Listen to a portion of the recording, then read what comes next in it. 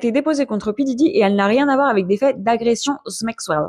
Je suis obligée de le dire comme ça parce que vous savez que sinon je me fais censurer. N'oubliez pas de vous abonner si vous voulez retrouver toutes mes vidéos en avant-première sur l'affaire P. Diddy, mais également d'autres célébrités dès que P. Diddy me laissera un petit peu de répit pour traiter d'autres sujets.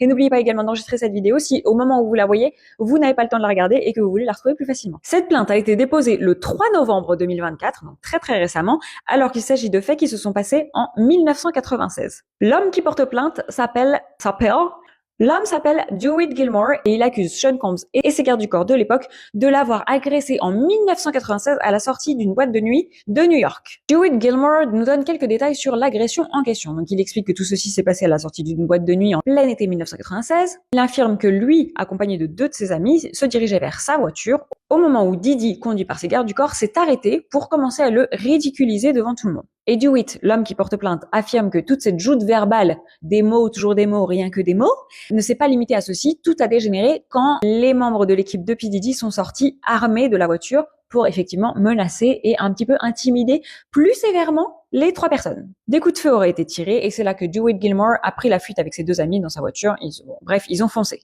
Évidemment, je serais pas resté non plus.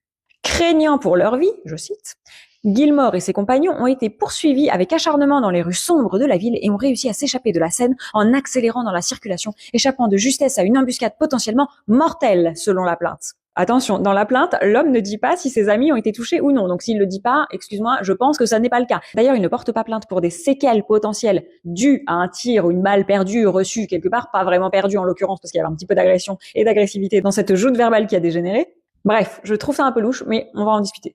Dewitt Gilmore, cependant, il ne se démonte pas et il demande au procès un dédommagement de 5 millions de dollars à Diddy pour, je cite, détresse émotionnelle, préjudice physique, opportunité perdue et atteinte à sa réputation.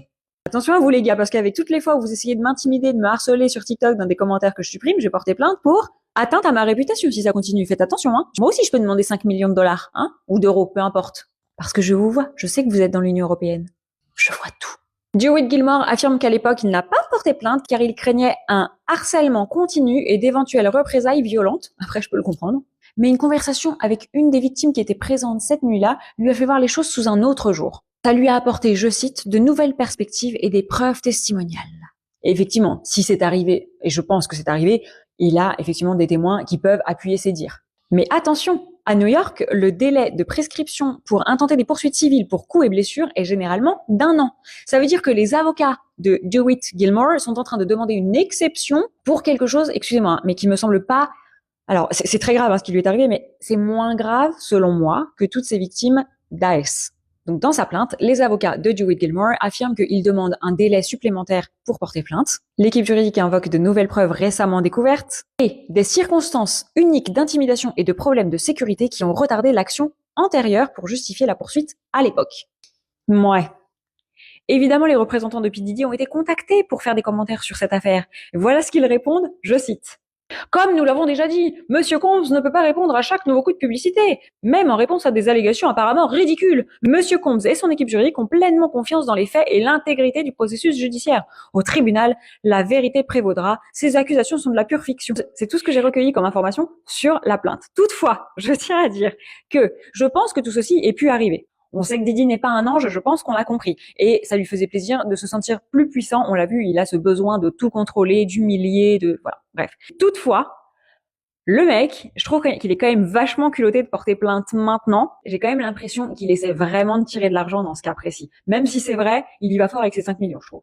Comme par hasard, il débarque comme un cheveu sur la soupe au moment où Diddy est déjà bien dans la sauce. Il a dit qu'il avait pas voulu porter plainte, donc on peut pas retrouver de documents ni même de main courante puisqu'il avait peur de représailles potentielles. Ok, ça je comprends. Là, lui, il a rien, si ce n'est ce fameux témoin qui se souvient qu'en 96, il lui était arrivé ceci et qui donc peut témoigner pour son pote. Bien que je ne minimise pas les séquelles émotionnelles, loin de là. Vous le savez, je suis la première avocate de la santé mentale. Mais c'est clair que sa plainte aurait eu plus de sens s'il avait pas attendu autant de temps, hein. Là, il joue vraiment sur l'aspect émotionnel puisque comme je vous le disais, il n'a pas précisé si une des balles avait percuté un des individus. Donc ça veut dire que non. Si ça avait été le cas, si une balle avait touché quelqu'un, vous connaissez comme moi le système médical américain. Et on n'imagine même pas le prix que ça peut coûter de se faire retirer une balle d'un bras et tous les soins qui vont avec. Et je comprends, dans ce cas-là, qu'il demande des dommages et intérêts pour simplement être capable de rembourser toutes les dettes qu'il a envers l'hôpital.